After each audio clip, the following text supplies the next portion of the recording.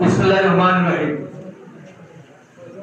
বন্ধুমহল blood fighters শান্তিগঞ্জের এই মিলন মেলা মহতী অনুষ্ঠানে আমার পরম শ্রদ্ধেয় সভাপতি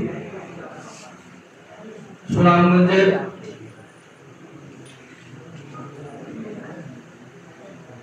উলামায়ে কেরাম সহ সম্মানিত সবার অভিভাবক যারা মৌলানা আব্দুল মসিদ উপস্থিত আজকের অনুষ্ঠানের সম্মানিত বিশেষ অতিথি আমার অনুজ প্রতীক জনাব আমিরুর রশিদ আমিন, সাবেক চেয়ারম্যান পাতারিয়া ইউনিয়ন পরিষদ, উপস্থিত আমিরুর রশিদ আমিনের আরেকটা পরিচয় আছে আমাদের কাছে, বাংলাদেশ জাতীয়তাবাদী যুব দলের সুনামগঞ্জ জেলা শাখার সম্মানিত ভারপ্রাপ্ত সভাপতি, দুইবার নির্বাচিত পাতারিয়া ইউনিয়নের সাবেক চেয়ারম্যান, উপস্থিত আমার অনুজ আরেক পাতারিয়া ইউনিয়নের বর্তমান চেয়ারম্যান জনাব শহীদ, আমি শহীদ হিসাবে তাকে বেশি জানি। উপস্থিত আছেন মৌলানা সোহেল আহমদ, বিশেষ অতিথি উপস্থিত আছেন জনাব মোহাম্মদ ফরিদ আহমদ সহ সম্মানিত অতিথিবৃন্দ, উপস্থিত ব্লাড ফাইটার্স ভাইয়েরা, সম্মানিত সুধী মণ্ডলী, আসসালামু আলাইকুম।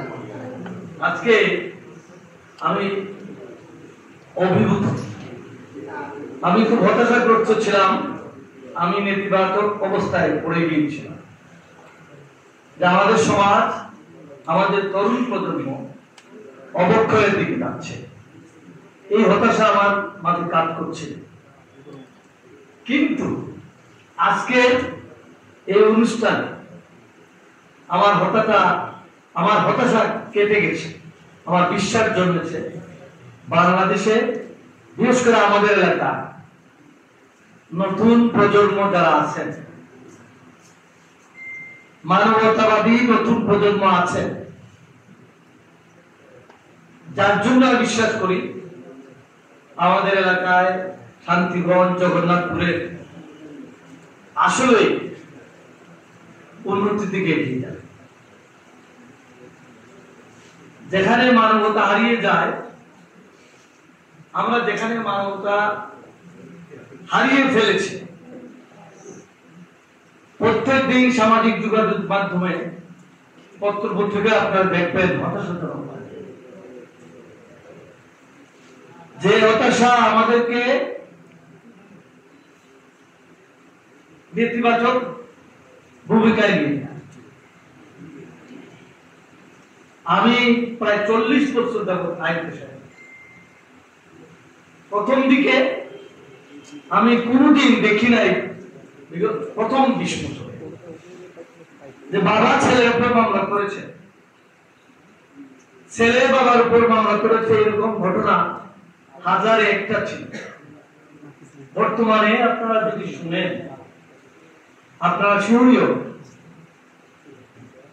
শতকরা 20 থেকে 30 বার মামলা, প্রায় আমি হয়তো আমার পরিসংখ্যান ভুল হতে পারে, তা আমরা কোথায় গিয়ে নেমেছি?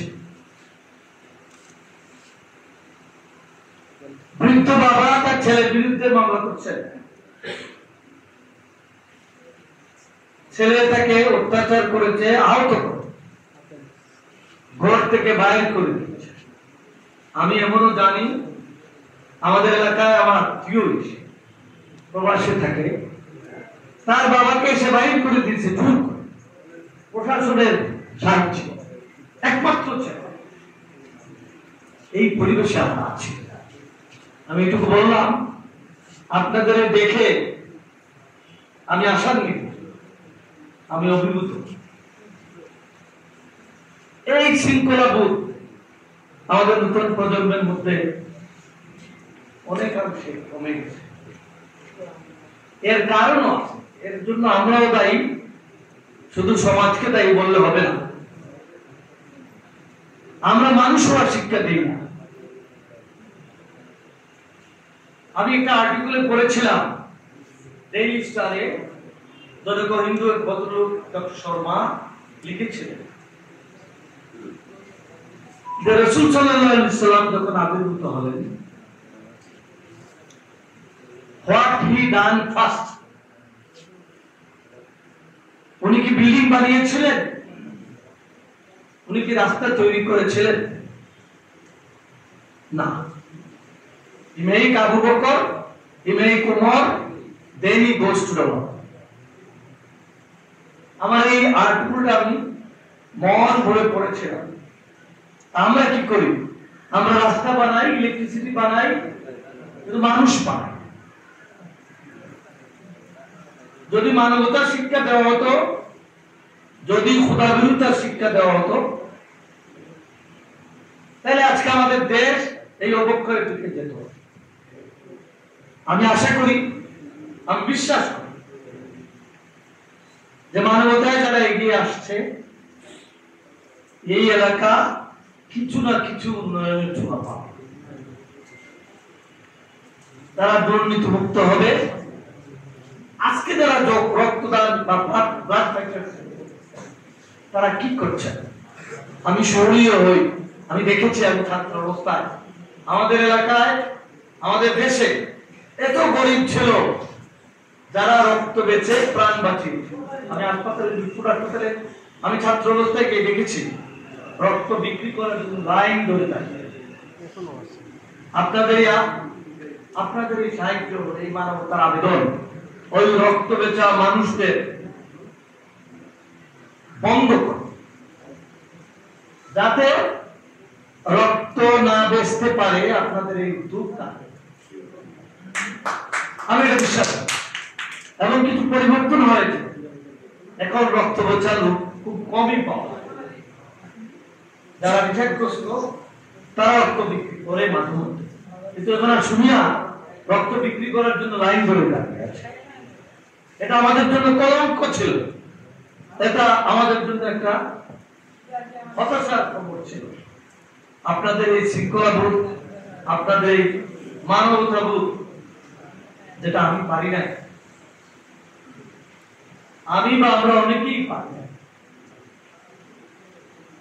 আপনাদের রক্ত একটা মনুষ্য রোগী, একটা মৃত্যু পর্যায়ের রোগীকে বাঁচাতে সাহায্য করে। এই আবেদন আপনাদের মনের মাঝে লালন করেন, বিশ্বাস করেন বলেই আপনারা যে একটু আগে বলে গেলেন যে আপনাদের চাচা মারা যাওয়ার, আমি মনে করি আমাদের এই ভাইয়েরা, আমাদের এই অনুজেরা, আমাদের এই নতুন প্রজন্মের সদস্যরা কিছু প্রাপ্তির আশায় এই দান, এই সহায়তা, আমি মনে করি, আমি বিশ্বাস করি আল্লাহ রাব্বুল আলামিন আপনাদের বেটা দিবেন। আমি আমার বক্তব্য দীর্ঘায়িত করতে চাই না। আপনাদের শৃঙ্খলাবোধ, আপনাদের মানবতাবোধ, আপনাদের মনের অবস্থা আমাদের এলাকায় নতুন প্রজন্মের মধ্যে ছড়িয়ে পড়ুক, এই আশা রাখি। এবং আগামী দিনে আমার আত্মীয় স্বজন, আমার বন্ধু বান্ধব, আমার এলাকার মানুষ আপনাদের নিয়ে গর্ব করবে, এটা আশা করি এবং বিশ্বাস করি। আমি পরিশেষে আপনাদেরকে বলতে চাই যে আপনারা এই কাজ থেকে আপনাদেরকে সরিয়ে দিবেন না, আপনারা উৎসাহ দেবেন। আপনাদের কাজে অনেকেই উৎসাহ, এই আশাবাদ ব্যক্ত করে উপস্থিত যারা এসেছেন আর যারা আসেন না, সবার কাছে আমাদের শুভেচ্ছা এবং অভিনন্দন পাঠাবেন, আমি এই আশা রাখি।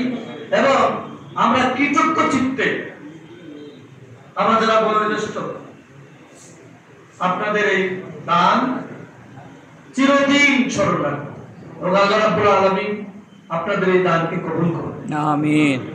সবাইকে আমার অন্তরের অন্তঃস্থল থেকে ধন্যবাদ জানিয়ে আমি আল্লাহ হাফেজ। বাংলাদেশ জিন্দাবাদ।